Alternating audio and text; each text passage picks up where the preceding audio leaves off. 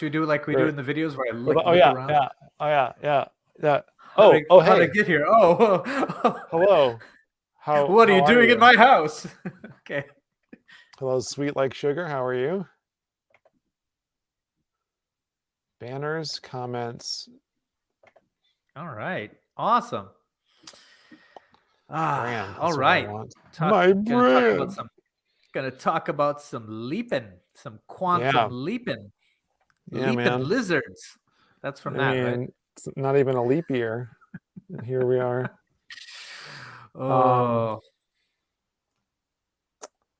It's sad that it takes something like this for us to talk about Quantum Leap, though. That's right. That is sad. Yeah. I'm going to bring up my notes so I don't forget. All right. I was thinking of watching the pilot before coming into this, but I think it's better just to. Oh, I did watch the pilot and a smattering of season 1 episodes. I've seen most of them many, many times. All right. So. Okay. I think it might be. I think it might be fun if we bring it in with me, who hasn't watched it in many years, explaining the plot of Quantum Leap. Yeah, I agree. And then you can correct me. Yes, because I actually have more recent information that even I forgot. So excellent.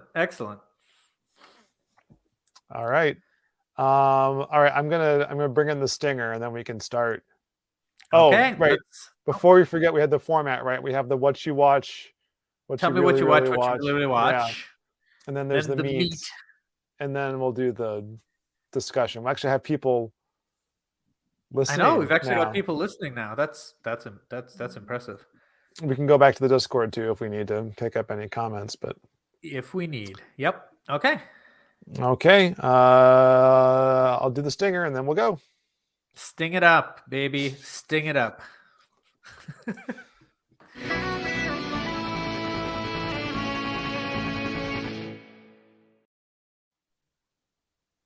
Ooh. Oh. Hello. Hi. There was suddenly a stinger in my house. Hope it didn't get you. No, I'm okay. Did you sound the alarm?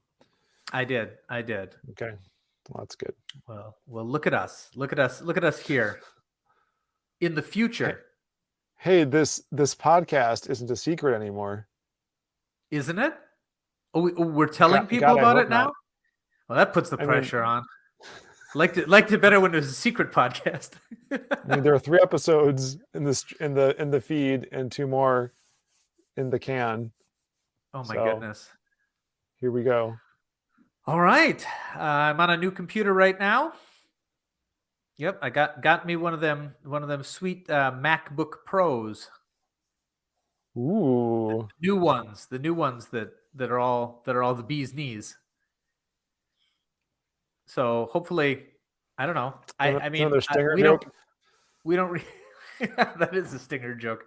We don't record this in HD, I don't think. But if we did, I would be in it right now. We're in 720p, I think. Yeah, that's a lot of P's. I don't know. So anyway, Quantum Leap. We got to do what you really, really watch first. Yeah, sorry. We're bad at this. We're gonna cut that. All right. So, Sean, why don't you tell me what you watch, what you really, really watch? Oh, I will tell you what I watch, what I really, really watch. Okay. I've actually been watching quite a few things, and it's difficult to kind of winnow down to the ones I want to talk about. I've been watching the Toys and Movies That Made Us series, both of them. There's a new season of movies out which is centered mostly around horror movies. Yeah, I've been watching it too. Yes.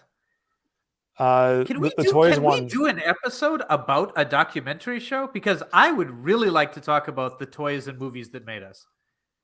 That's a great question. It starts to get kind of meta. Yeah, because it's like it's a show about shows, and we'd be a show about shows about shows. Not to jump ahead to the last segment, but people have been asking us if we will do a movie on this show ever, and I think we can potentially. I think so. Yeah, but I will say that the Movies That Made Us did get me to finally watch Die Hard. Wait, what? I had never seen Die Hard before. No. Never been kissed. For those who can't see on the live stream, Vink has taken off his earbuds and left. All right. Why aren't I? There we go. That's going to translate really well to the audio version of this podcast. I explained what was going on. Oh, good. Orally. Oh my goodness! You haven't watched Die Hard? I have now. All right. Yeah. I mean, watching someone explain why it was a good movie helped. So you watched about the movie before you watched the movie. Correct. Well, I've known enough about the general plot of it forever that I was beyond spoiler, but I just never seen it myself. Did you watch all the Die Hard movies? I started on 2, and boy, do I have thoughts. Didn't quite get to finish it yet, though. Yeah. Okay. But they're all available on Amazon Prime. Hey, how about this? Right how about this? Yeah. We don't have to. Maybe not a movie, but maybe a series of movies. That's kind of like a series. Interesting. TV. No, I like that. Mm. The only other thing I wanted to mention right now was that my sister had a real big month in October and was on a Roku channel made for TV movie called A Christmas Wish in Hudson. Wow. You should totally watch that. And she was in the first 15 minutes of an episode of Chicago Fire as Lieutenant Cromwell. Wow. So, is it a recurring thing or is it? Well, how about this? All you listeners out there, why don't you write in to NBC and let them know more Cromwell that you want more Lieutenant Cromwell. Yeah. It's kind of crazy. She had to move out to LA to get a job in Chicago where she had been living for the last several years, but whatever. Yeah. It's really strange. I mean, that's how you got to do it. It's just who you know. My brother, I think, went to the dentist. So did you. I should go too. I did. You know what? Yeah. So what have you been watching? Yay. What have I been watching? Well, interestingly enough, I was also watching a couple episodes of the movies that made us. I'd seen all the Toys That Made Us before, and I usually just kind of skip around that, but I picked up a couple of the episodes I'd missed. And I'm not a huge fan of the movie Pretty Woman, but that was a really interesting episode talking about how it got made. Possibly more interesting than the movie, but well, I mean, it's an because it was not the film that they had meant to make initially. Yes. Like the source material wasn't. Yeah. It was really, really interesting. The movie itself is fine, but I watched it, like many years after it came out. So it had already been pretty dated by then. So right. It was. Yep. More about it makes sense than it would have otherwise. Yeah, and I'm watching Acapulco right now, and I'm really enjoying it. That's on Apple TV, and I think I described it to you as like a Latin Wonder Years mixed with How I Met Your Mother. Yeah, and it's really good. You also told me about the How I Met Your Mother spinoff, How I Met Your Father, which is finally getting made after 14 years. No. How I Met Your Mother wasn't. How I Met Your Mother hasn't been off that long. You're right, it has. I was watching it here in this house, and I like haven't been like a decade then. But it's been a while. No. All right. Well, we'll have to look that up later. I'm willing.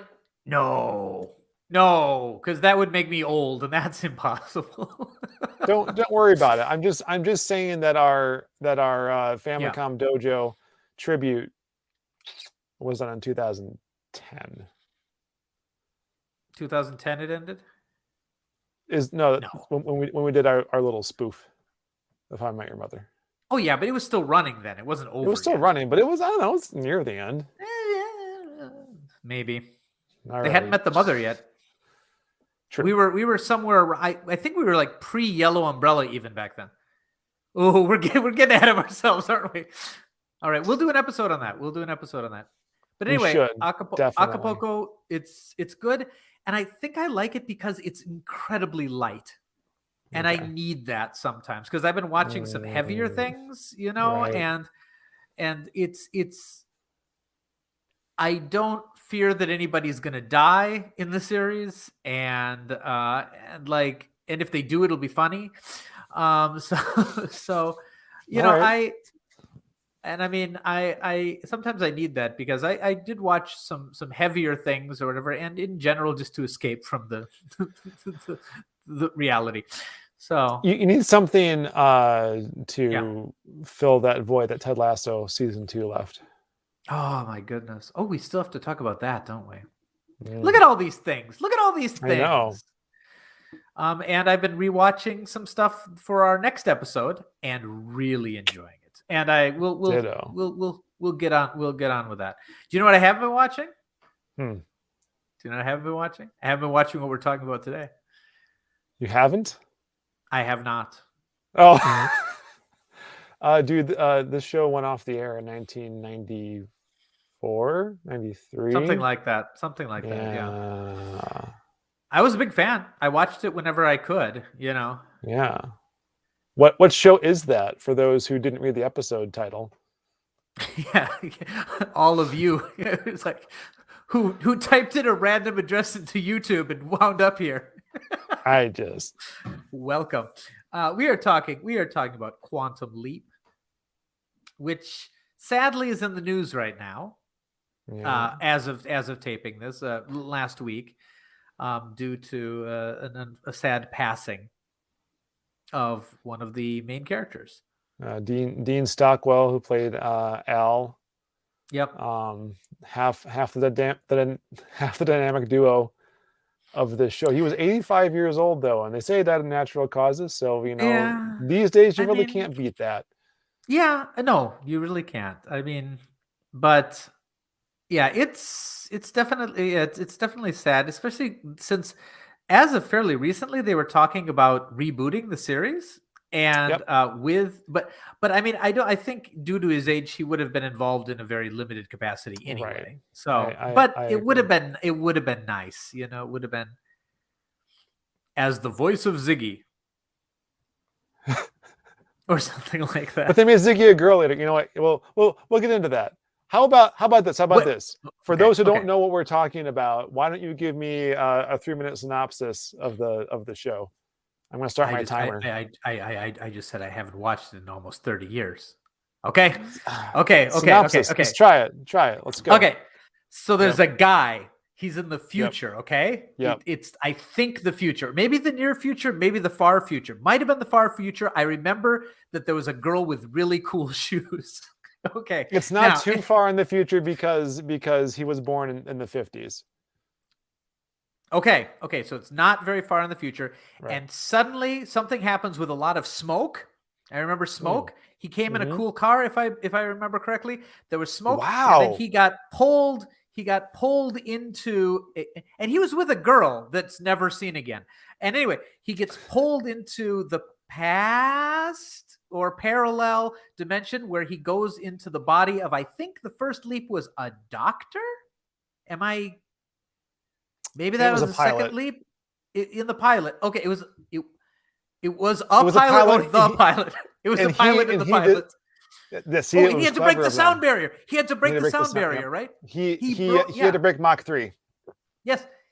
Okay. So I remember this. And then the next leap or whatever, I think he was a doctor and he had to deliver a baby and he didn't know how to do that. So he tried to stop the baby from being born by giving the mother alcohol, which I thought as a kid was really weird.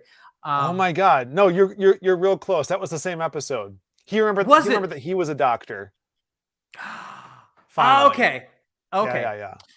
And then I'm like, what is going on with this show? But I thought it was a movie because the first episode's pretty long, right? Yeah, it's very long. It's an hour and a half. Yep. And then at the end of it, suddenly he's a teacher and he's smoking a pipe and he says, "Oh my Lord," or something, or something. Or am I confusing Perfect Strangers? That is the next episode. That is the next episode. And then and I'm like, what? What's gonna happen? And credits. And so my dad's like, this is a series. And I'm like, I want to watch this. And so anytime it was on that we watched. And I remember bits and pieces. I remember he was a woman a couple of times. That was weird. Mm-hmm. I remember that he was in the circus once. I remember that he was a professional wrestler. And that's when I learned that wrestling wasn't real, which kind of was a downer at the time because I was watching WWF at the time, and they're like, wrestling isn't real. People decide at the beginning who's going to win the fight, but in the championship matches they let you win, but they didn't let him win, and he had to be a heel character or something. And he jumps around. Oh, and he's got this guy. He's got Al, and Al's like a hologram.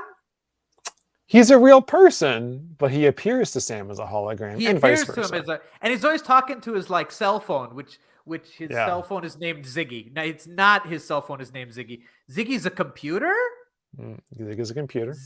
Ziggy is a computer. Okay, Ziggy, because he's always like, Ziggy says it's a 50-50 probability that in this one you've got to wear Spanx. And don't tell me the odds. Oh, that's different.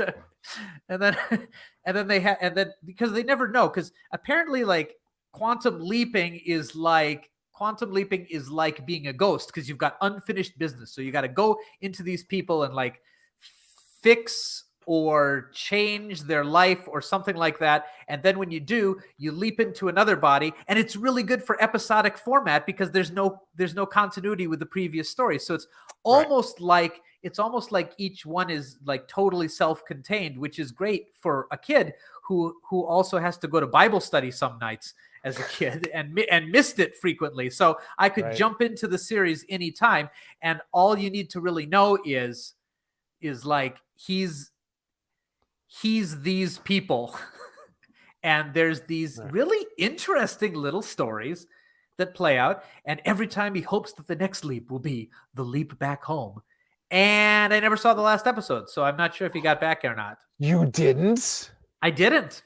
All right, we'll save that for the end. Last episode. So we're not going to talk about the whole, or we're not going to talk about this in a season by season format, mostly because Vink hasn't seen it season by season. There are 4 of them. There's 4 seasons and one little extra thingy, right? Not that I'm aware of. No, what wasn't it that they finished off 4 seasons, but they wanted to wrap it up? And they needed a couple more episodes. Wasn't it kind of like a Mr. Belvedere situation? Oh, but I don't. Well, I remember when it aired. When it aired, I was even thinking to myself, how much longer is this show going to go on? And then it didn't indicate that it was the last episode until I watched it. I'm like, wait, is that it? That's my memory of it. Yeah. Oh, I mean, that's possible too. Again, I don't know. I don't. Because in those days there wasn't Netflix or whatever, so I missed the last episode, or I wasn't watching at the time, and I always thought I'll watch it in the reruns, and there weren't really, at least not on a channel I got. So, and there wasn't you couldn't just go to Blockbuster and rent it. Only a couple episodes were ever released on VHS. So eventually they were all released on DVD, but and I thought I owned some. I must have rented them back in the day because I tried to watch the whole series 10 years ago or so, and I made it through the second season and didn't really turn back. But I'm actually really impressed with your recall of the first episode, because I didn't see that one as a kid. They didn't really rerun it a whole lot. So I saw a ton of the first and second season. Right. But so I've always was I right about the girl in the shoes? Yes. And there's smoke. Yes. Amazingly. Let me give my version of the synopsis real quick. I don't know. I think mine's pretty perfect. It was really good, but no, I think this might seal some holes. In the near future, a secret government program in time travel goes haywire when Sam Beckett, the lead scientist, becomes his own guinea pig and jumps 1953 into the body of a test pilot. He constantly leaps into bodies of other people and can't leave until he fixes something that went wrong. Basically, it's boomer nostalgia of the series. Oh, I was pretty good. I didn't know it was a government program. I didn't know it was a government program, but is it? There are episode that deal with that later. They very deliberately in the first episode don't tell you a lot, partly because Sam's memory isn't fully there. and it's a very interesting device that they use to fill in the plot later when they don't have to like reveal it all at once, or they have like wiggle room to change things, or sometimes things that Sam does changes things. So it retcons stuff or fills holes. But yeah, I'm impressed. Yeah, the first episode starts with it's actually Al in the cool car and picks up a woman who I thought was Tina, but he says later he met her in Vegas. So who knows? But what happens in Vegas stays there. So right. Except he tells Sam about all this stuff, and then like Sam has apparently jumped into the accelerator, and Gushy is like screaming. Gushy is someone that you later on don't ever see again until like one episode in like season 3 or something. But he's like in that first episode. I think they get the same guy back to do him later in the show. But we decided not to use you, but could we use you one time? Right. Yeah. They only talk about Gushy. Yeah. But yeah, like you don't meet Sam Beckett until he's already leapt into the past. And they set up a lot about the way that this series works in that first episode. I thought they like kind of made it up as they went along, was my recollection, but they actually set the ground rules pretty early. He doesn't fully bodily leap into the past. He switches places with somebody where everyone sees him and perceives him as the person he is, but then in what happens present, to the person? They switch places. So that person's like in the future? Yes. Their brain is also kind of Swiss cheese. They're very disoriented. They go into an interview room basically where that's how they end up finding Sam wherever he is in the past, by like talking to that person, and then Ziggy looks through historical archives and stuff. And that's how Ziggy comes up with a model of what Sam's supposed to do. But usually he doesn't have all the information and he's wrong. This is established in the first episode? Wait, Ziggy is a she? Eventually. I've read the comic and I'm sure it's a he.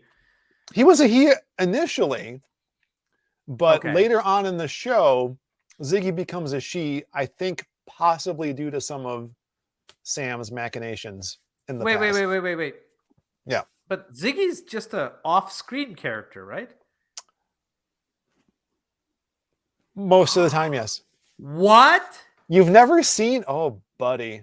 No, Ziggy's always been this thing in Al's phone or transporter or tricorder. Who sounds like R2-D2 more or less whenever he's like typing things into the pad. Yeah.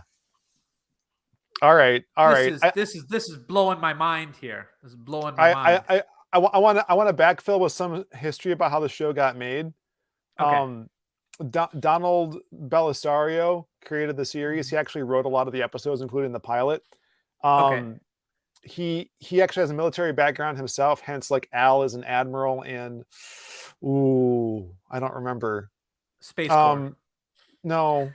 I think he was a naval officer. Yeah, because that was like his naval officer. He was also a POW that you find out later in the show. And that's who Dean Stockwell plays. But he's a very smart guy himself. He goes to the Starlight Womanizer. And a womanizer, an inveterate the skirt chaser. And then Sam is like the opposite. Sam, played by Scott Bakula, later Captain Archer of Star Trek Enterprise, and Battlestar Galactica. Not Battlestar Galactica, Stargate, right? Was he on Stargate? Atlantis, maybe? I don't remember. I know he ended up on NCIS also. I don't know. A Bella It was MacGyver. Okay. No, he ended up on NCIS, one of the many NCIS spinoffs, and then that was also created by Belisario. Oh, okay. So you know Scott Bakula if you saw him. But like Sam Beckett himself is like the prototypical 90s man before it was actually the 90s, because this show premiered in 1989. And so the near future I think was supposed to be like the turn of the millennium kind of thing. It was what they were really intending. So given his age, lot of things at that time kind of set that as the point. Okay. But yeah, so the whole thing about like Al being a hologram and like everything appearing to be a hologram to him in the imaging chamber all was set up in the first episode. And the thing you remembered about Yep. The baby being delivered was so two things happen in the past that Sam has to fix. Okay. The first is that the pilot died trying to do the Mach 3 test. So he lives, but he didn't leap yet. He didn't know why. And it's because the sonic boom caused the pilot's wife to go into premature labor. And apparently the baby was stillborn. They didn't know that because they didn't have the information initially to figure out what it needed. So, but Sam, one of his 6 medical degrees is as a medical doctor, and he remembers all of a sudden how to stop the labor. And it's like 1953 in the show, right? It's like you can't stop labor, they say, but you like the thing about the alcohol solution. Like remembering that so specifically is super cool because I was like, oh, that's neat. Like there were drugs that weren't invented until like the 60s or 70s that they couldn't use, but then Sam's like, oh wait, you can use the alcohol, get her drunk, and then it'll stop the labor. Yeah, and so I remember I don't know why that particular bit sticks in my brain, but it does. Yeah, it was really incredible. So I was 9 when I watched that. Yeah, sure, and that's amazing recall. 32 years later. Yeah. Hey, I'll talk about it next episode, but like there were episodes of Voyager I remember with pretty good accuracy, and that's almost as old. So I'm just saying. I remember all the sound cues to the next series we're going to be talking about. Like I remember that there'll be a music change right here. Like I've seen it so many times. I don't really need to watch it anymore. I can just think about it for 28 minutes. But anyway, yes. Yeah, I remember really, really liking Quantum Leap, but probably I've seen maybe a third of it. You know what I mean? Because I leaped around the series quite a bit. But whenever I found it, I really, due to its nature, you could do that. You didn't have to. You didn't have to see every episode.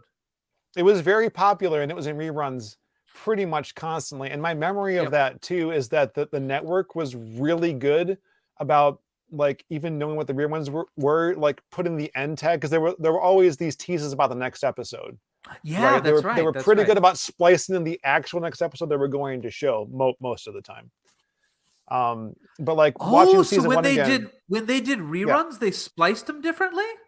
I think so. That's really interesting. That's my memory of it. Yeah, I could see that because they wouldn't need to, because none of them really connected from. Oh, that's clever. Right. And you always knew what you're going to watch next. Yeah.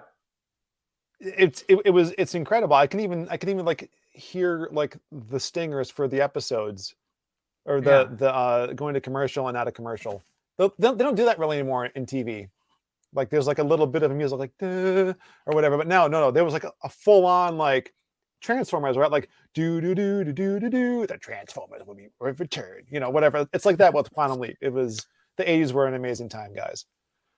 Quantum Leap but like that back after these messages from McDonald's. More or less. Yeah. That first season was really interesting, and like I mentioned at the top of the show, was one of the episodes I've seen the most.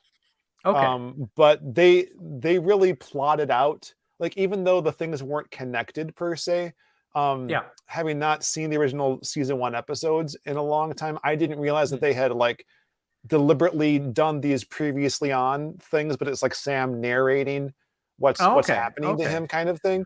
So the first season is very interconnected in that way, even though the plots are all very, very different. Like, he's a pilot in one.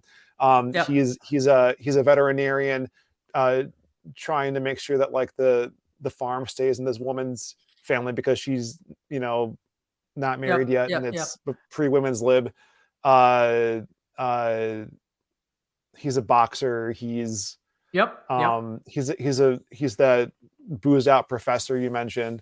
Like there's all these ways that they can play with different time periods and tell different kinds of stories. Like it's like a pulp novel story near the end of the first season. That's with Claudia Christian as the femme fatale. Yes. All right. You sold me. I'm rewatching this. Yeah, man. Who else? Jason Priestley is in an episode about these like 50s hot rodders or 60s hot rodders. Okay. 60s hot rodders. Because it was 61 because the sister was going to go into the Peace Corps. Okay. But okay. But yeah, like if you want to know about like American history and like the lived experiences of people during that time, this show is great. And it also breaks the time travel mold too, because most time travel stories are about I've traveled into the past, I can't ruin anything because butterfly effect or whatever. Yeah, exactly. Or it's more like Lost. And this one's like, there's a bunch of butterflies. Let's step on them. You know, it's no. Other shows are more like Lost, where it's like you can't change the past. Like whatever you do is what caused the past to happen. This show is all about stepping on the butterflies. Like you're back there, you gotta do what you gotta do. You improve the lived experience of the person in this story. Yep. And damn the consequences, basically. And again, that's why I kind of see it as like your classic ghost story type plot line of helping unfinished business, just in a very different sort of way. And, you know, in that way, it kind of, and it was neat that it could be a totally different type of story each time. Looking back on it now, it must have been a very expensive series to make because there's pretty much no recycled sets, costumes, or anything. Like, everything there was so much done from scratch. B-roll. Of like those experimental planes, for instance. Yeah. I agree. Like initially you would think that it's not that expensive because they don't do a lot of special effects beyond Al's hologram, like walking through things and whatnot. But you think like every episode's a period piece. Yeah. So there's all these costumes and cars and in my brain, it's kind of a lower budget show, but maybe that's just because it was the 80s. I bet they invested a lot of money into this show. You know what I mean? Like I bet they would have had to. Yeah. Yeah, just because of all that. Yeah. Oh, man. Yeah, so the first season was pretty short. It was only 8 episodes, and it premiered in the spring of '89. So the second season started in the fall of '89, and that was more of a full 22 episode slate. Yeah. And this is something that we don't see a lot. Like the shows we're going to review on this podcast, most of them are shorter, and we can talk more about that next episode because those are by design shorter series. But you know, in the 80s and 90s, like you had like a 22, 24 episode order, and that was your life. Like you did that show, and you couldn't do anything else. You couldn't be in movies. Like that's why Michael J. Fox couldn't do Back to the Future initially, for instance. That's another thing from that show I just watched. Yeah, but he did though. He kept doing Family Ties even though he was on the show, and that's why they mostly filmed at night. Anyway. Anyway. We're definitely doing another show on that later. Okay, but yeah, man, the impact that this show had on me as a kid. Yeah. Watching this because I was 8 when it premiered, and probably by the time I actually saw it, I was around 9. Okay. And like all the topics that they hit on, like I kind of like tongue in cheek, it's a boomer nostalgia trip. But you know, again, Sam is this prototypical 90s male. He's sensitive and caring, incredibly intelligent. And you know, contrasted to Al, who's like, you know, military and like a skirt chaser and a booze hound, but they're friends. They're really good friends. To the point that Al keeps breaking the rules for his friend in the first 2 episodes and almost gets canned from the project. But like, you know, they're the only two who can communicate with each other. Yeah. Like no one else can see or hear from Sam. They see that he's physically present, right? But he keeps thinking he's other people. But they don't really deal with that half of it for most of the series. That's true. They think that Sam's just crazy. The government people do. Yeah. How much of Sam's memory from his previous life is retained? Does he have full recall of his previous life? I don't remember.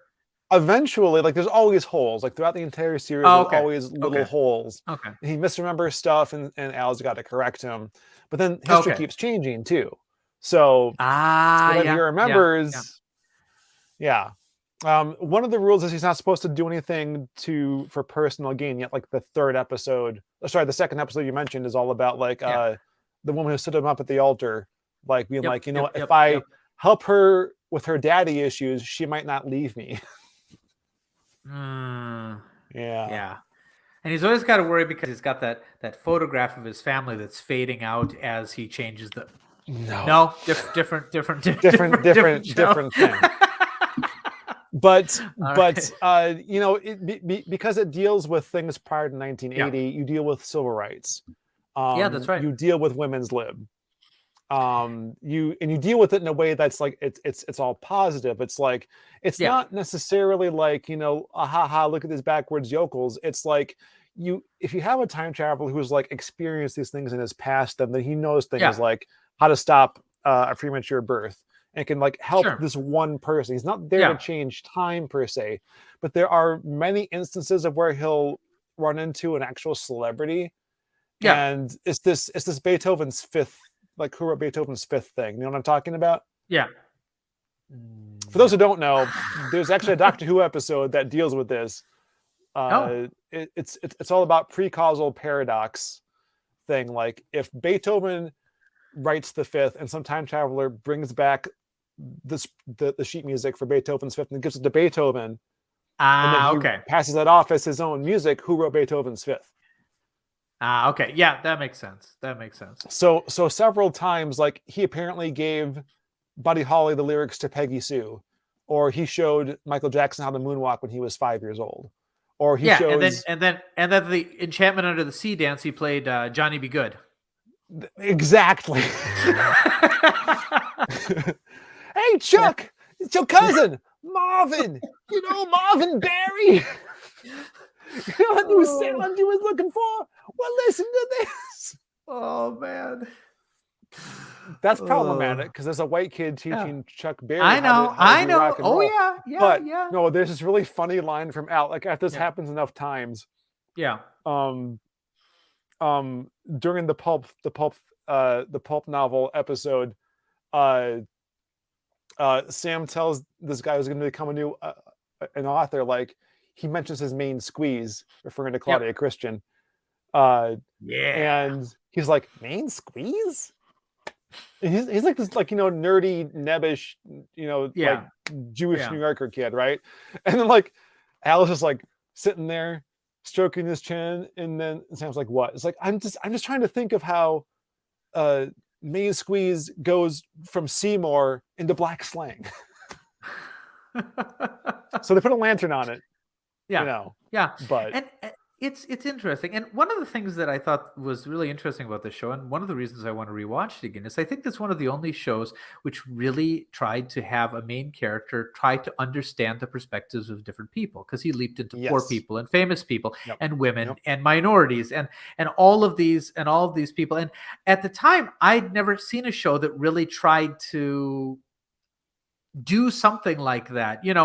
The closest thing would be maybe an anthology series, but this was like seeing how someone with the knowledge that we have today, I mean, obviously 80s today, but would, try to adapt to all of these different situations. And I think that's what's really interesting about it, more so than any of the science fiction elements of it. Right, which is why in later shows, when they kind of lean into some of the, I guess, theology, it starts to lose its thread a little bit. Do you know what I'm talking about? Okay, so despite being a show ostensibly science fiction-y, one of the early theories about what's happening, because they try to retrieve Sam. Like they have protocols in place, right? Like this is a time travel experiment. He prematurely jumps into the accelerator. And like the fact that his memory is kind of half gone is like an unintended side effect of that. Like my memory of this series, yes.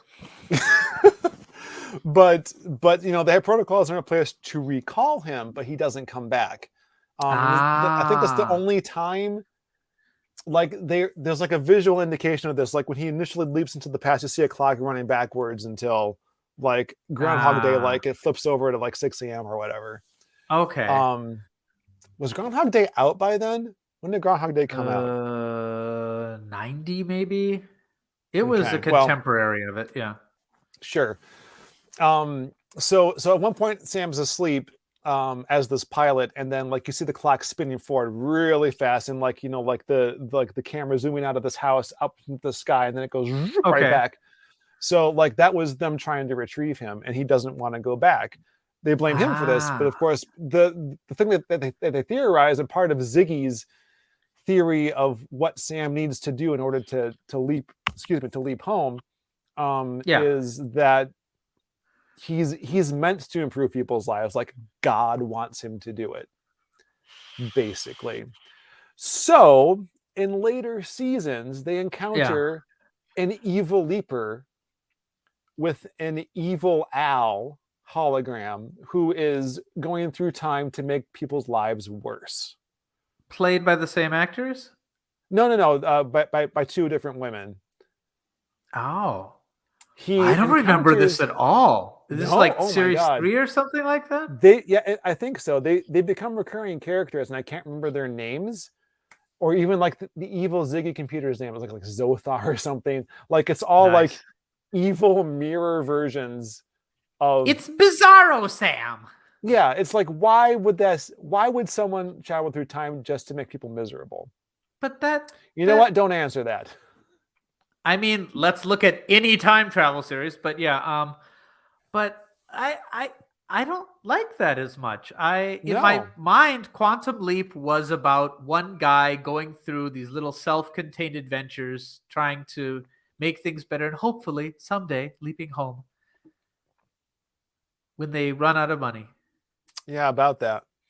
No, so are we? If you're gonna spoil the end, give people a warning, though.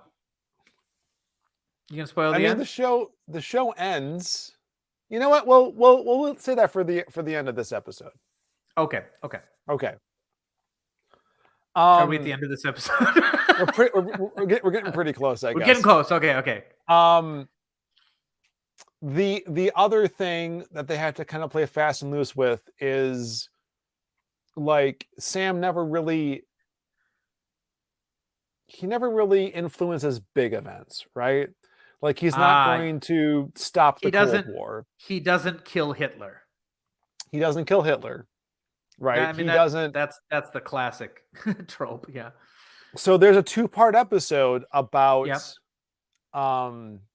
Lee Harvey Oswald. I saw it. Okay. I think I saw that. Yes. Okay, sorry. Continue. So if you've ever seen 11/22/63, sorry, 23 is when Doctor Who premiered. 11/22/63, which I think was like the first Hulu original, or the first one I saw anyway. Okay. Starring James Franco, has kind of the same ideas. Like, who is Lee Harvey Oswald? Why was he in Russia? Was he a government plant? Did the CIA try to have John F. Kennedy killed? Whatever. I mean, the resolution. We got all those answers resolved in Red Dwarf. We'll pick that up later. Ticket to Ride, baby. Ticket to Ride. Oh, okay, man. Sorry, continue. So good. Yeah.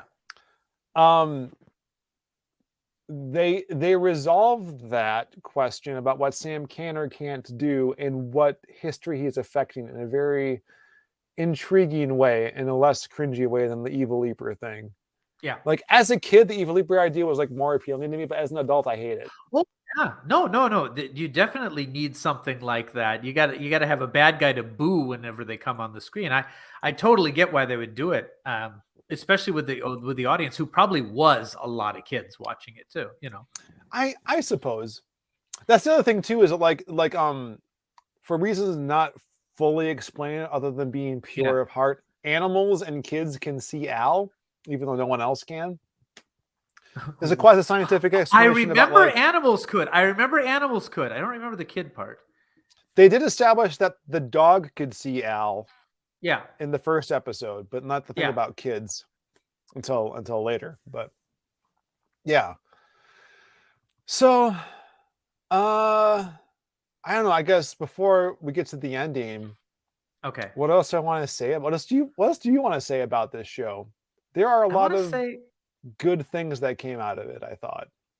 I want to say that there were some really good moments that I remember. Maybe not full episodes or anything like that. I remember one where he was helping like a handicapped child that I thought was really touching at the time. I remember just enjoying not knowing what was going to happen each week, because a lot of things, especially in the 80s and early 90s, were very formulaic. You know what I mean? Yep. And like I really enjoyed the episodes where it wasn't what Ziggy predicted, which happens most of the sometimes time, where I thought. I mean, I guess no. I mean, there was always like it's not like House where he's always wrong on first diagnosis and then he is always wrong on second diagnosis and then he's always right the third time. No, it's but like no, I think a lot of them, the basic premise that he had to do was the same. But like, sometimes it didn't turn out the way. Again, maybe it's really predictable now, but when I was, 10 watching it, it was different from what the other things that were on TV at that time. And I thought, and it was one of the few shows that like my whole family enjoyed watching because my dad had the shows very popular. Yeah. It wasn't really a science fiction show. Yeah, that's right. That's right. My mom does not like science fiction. But she would watch this one because in her mind, it wasn't science fiction. It was just a story of, various people, and my dad liked it because he does like science fiction and I liked it. But a lot of the time, the shows that I watched, my parents had no interest in, and the shows they watched, I had no interest in. But this was one of the few ones that we would gather for. So, in that, I don't know why I haven't rewatched it. I guess part of me is a little worried that I liked it so much as a kid. I'm worried that watching it will ruin my memory of it, But you watched it recently. How does it hold up? Let me put it this way. So how the test was won starts off a little cringy. Like the plot, I alluded to it earlier, is this woman, I think it's the 60s, maybe I think it's the 60s. And she's a woman.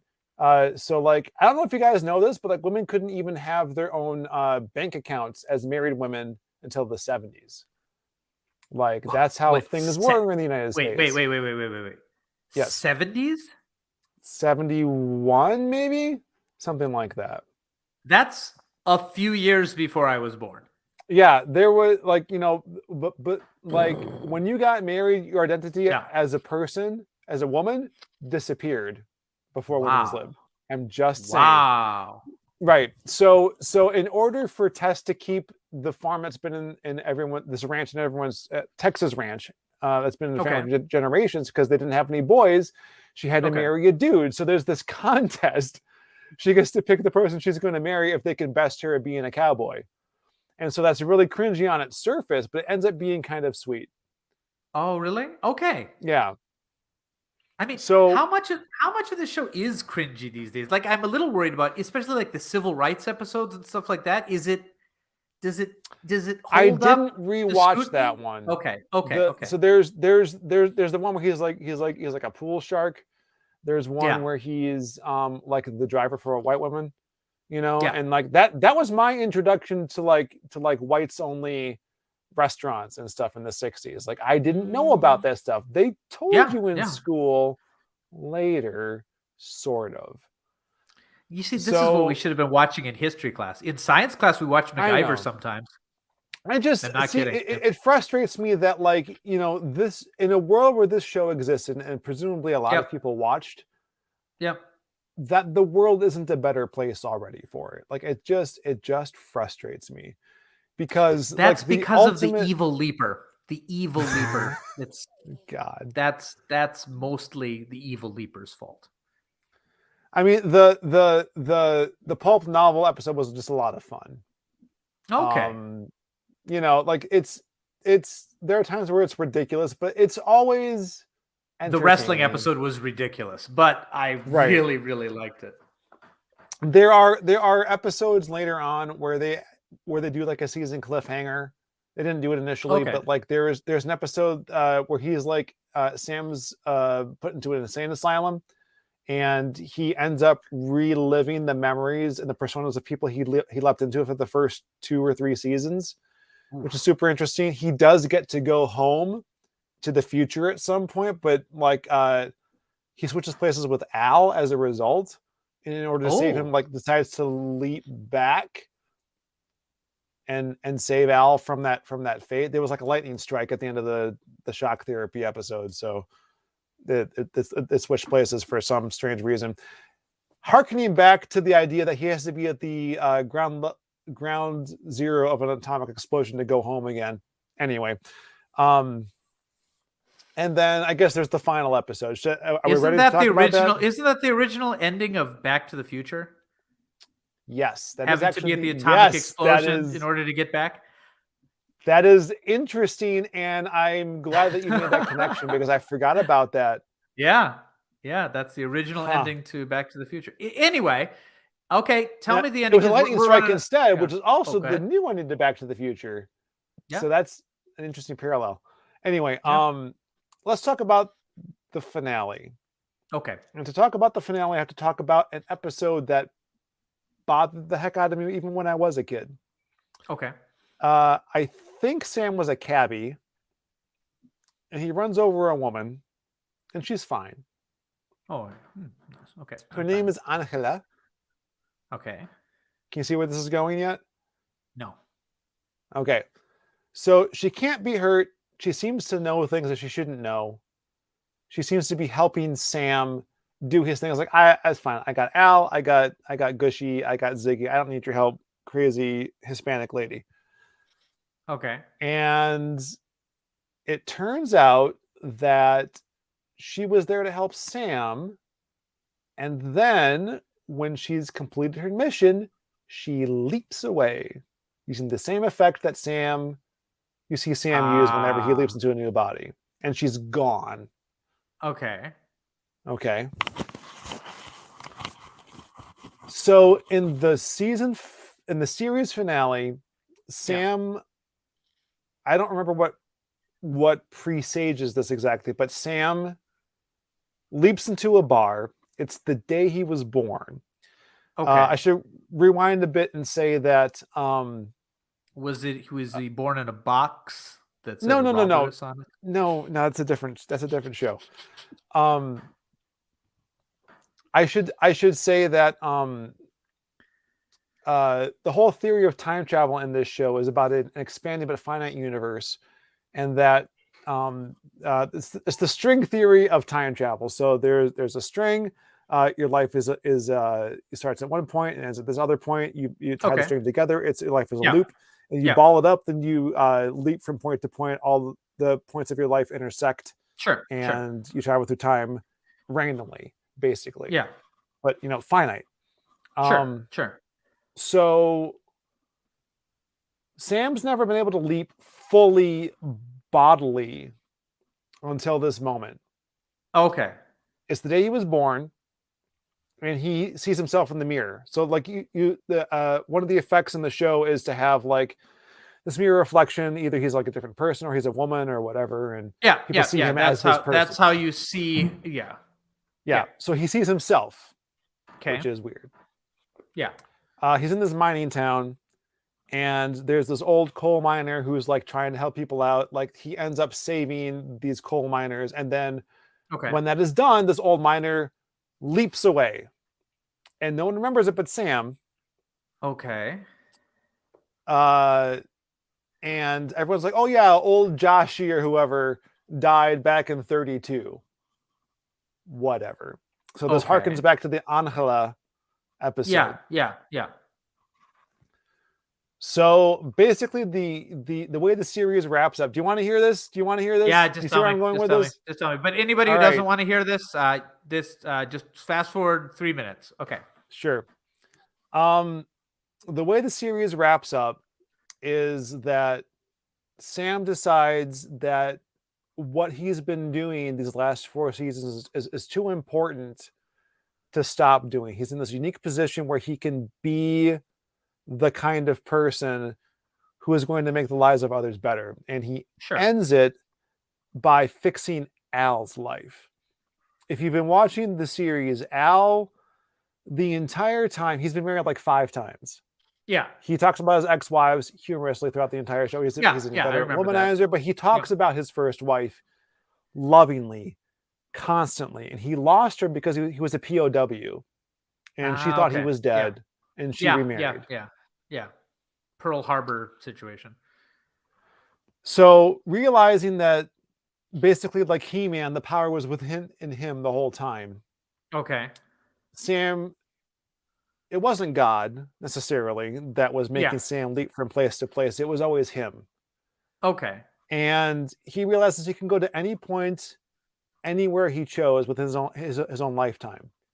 Oh. And there was an episode, season 2, season 3, where he was able to interact with Al's first wife. Okay. But because of their rules, he didn't do it. Whereas by contrast, Al had been breaking the rules for Sam since the show started. Yep. So Sam leaps back to that moment. I'm going to cry. It's this beautiful moment where Al, in the original episode, was able to like slow dance with his wife one more time, as a hologram. Yeah. She can't see him, but he can see her. Yeah. Sam leaps into that moment where he leapt away initially. Yeah. He's himself because he can do that now. He's fully embraced this fate. Yeah.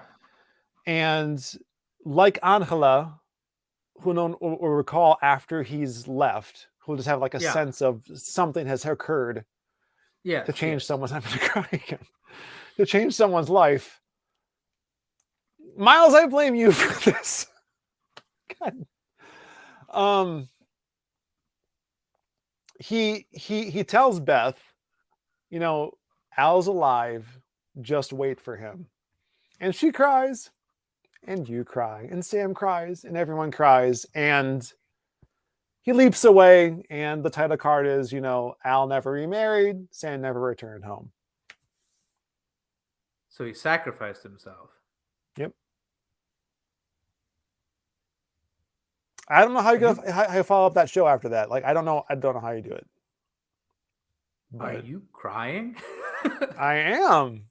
Oh my goodness. Even just recalling 27 years later. Oh my goodness. Well, it's been more recent for me because freaking Miles will post that last screen cap of Sam Beckett Never Returned Home any chance he gets, because he's a jerk. I love him for it. That's incredible. Yeah. I thought you were going to tell me that it ended on like a dumb note, like they ran out of money or something. You know what I mean? It was beautiful. That's a good ending. Yeah, it took something I hated. They introduced, but they were clearly paving the runway for in retrospect. Oh my goodness, that's awesome. All right. Yeah. You sold me. Where can I watch this? All right. You can watch this on NBC.com, or there's an NBC app. It's it's not on Peacock. Okay. It wouldn't matter if Peacock's not in Japan. You can also watch it on Amazon. You have to pay for it though. I wonder if there's a complete set available. Sometimes you can buy, because I can buy things from Amazon or Movies Anywhere or Apple something. Okay. You know what?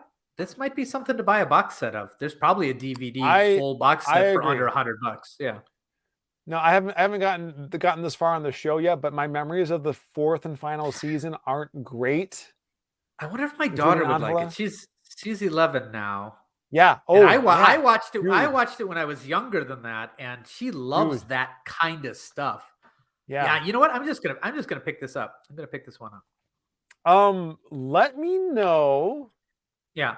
Don't let me know, but like there is an episode called like the Americanization of Machiko or something.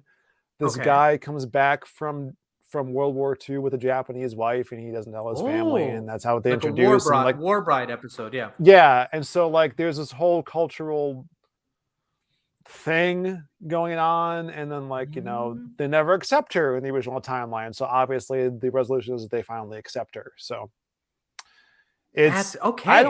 I don't know how you're going to feel about that one, but the stereotypes might be really bad. Her accent's really kind of terrible, and I don't want her to like be put off by that. Then I'll skip it because that's the thing. Yeah, about why don't you watch it first? You can skip any episode except apparently someone near the end, and you can still follow it. Okay, you've sold. You know what? All right. Mission accomplished. You know what I mean? Like, I think that's the purpose of this show. I mean, when you think about it. So we are running a little late. So no. And we lost Fink. There we go. Okay. Oh, but don't worry, I was still recording. But I mean, we may, we may have.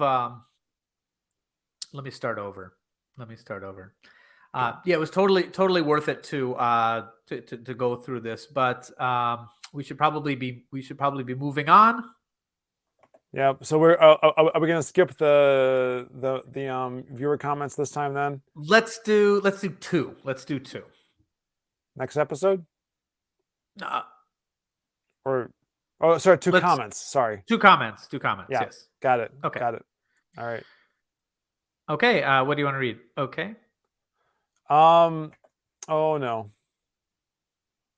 Let me go to the Discord because there was something I thought that I saw on there that was worth commenting on. I mean, they're all worth commenting on, but like with the time that we have. I hear that. Sweet Like Sugar just posted all 5 episodes are free on the Roku channel in HD. Of course, I can't get Roku channel here, but for our listeners, that sounds like a pretty good way to watch it. Is it 5 seasons? I thought it was 4. Again, I think it's like 4.5. I think there was like a. I don't have Roku, so I haven't been able to see my sister's movie yet. But I think it's available online I think the Roku channel you can get on a browser for free. Possibly, but I have an Apple TV personally, so yeah. Okay. Any question you can pull up? Yeah, one more.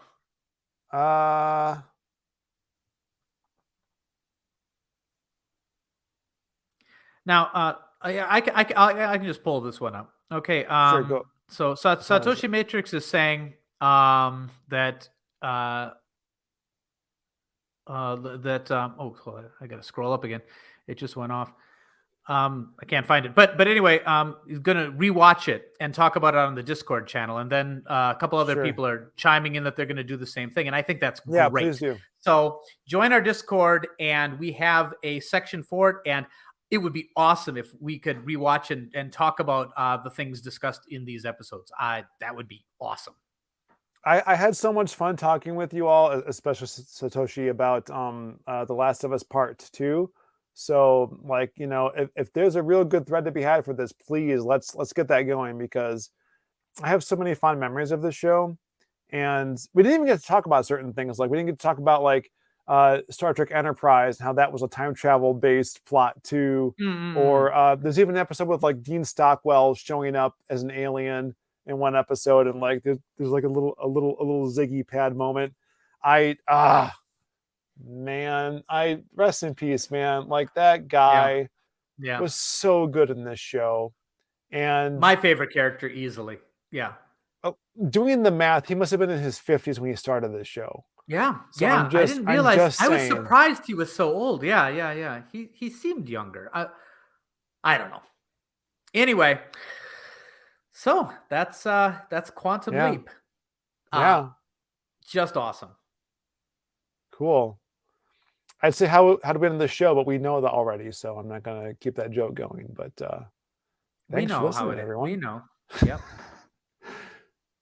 Sam Beckett never returned home. Yeah. God. And Vink never left home. All right. I'm telling you. For those watching on the stream, we're gonna start a new stream, so just hop over to the new one. Can you post the link in the comments right now? I certainly can. All right. If I can get back to our window that we were just in. Oh, and Satoshi says, "How about that theme song? Awesome." Right. Theme song. I didn't get to. Yeah. So like they actually tried to punch up the theme song in the 4th season, I think, and it doesn't work. It doesn't work. It's very, it's very fluffy, and they just try to make it more like hard rock. No, it doesn't work. Yep. All right. See you in the next episode, everyone. All right. See you later. Bye-bye. Let's stop our things and then restart them. Okay. Should I just leave studio right now, or? Oh no, then I can't talk to you. Stay here. Okay, I'm gonna.